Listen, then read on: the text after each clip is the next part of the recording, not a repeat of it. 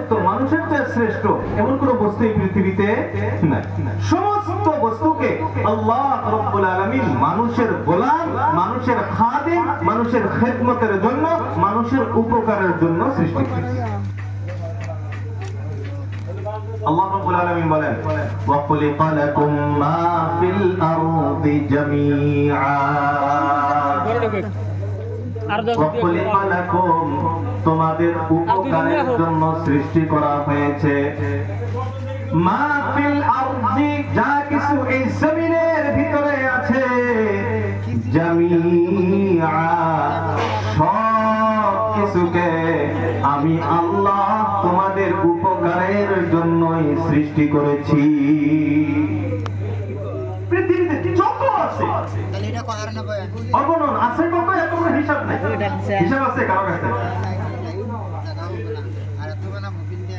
পৃথিবীতে কত কিছু আছে, এর কোনো হিসাব আছে?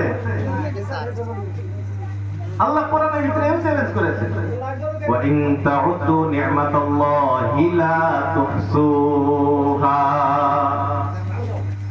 আল্লাহ রাব্বুল আলামিন জানায় দিলেন, ওয়া ইন তাউদ্দু নি'মাতাল্লাহ,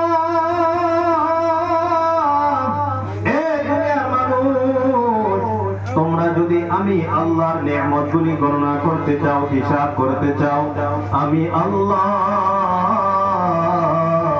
চ্যালেঞ্জ করে দিলাম, লা তুহসুহা, কিয়ামত হয়ে যাবে, তোমাদের গণনা করা সম্ভব হবে না।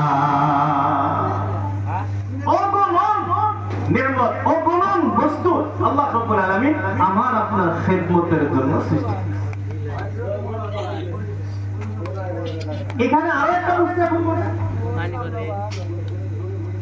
যে বস্তু মানুষের যত প্রয়োজন বেশি, যে বস্তু মানুষের প্রয়োজন যত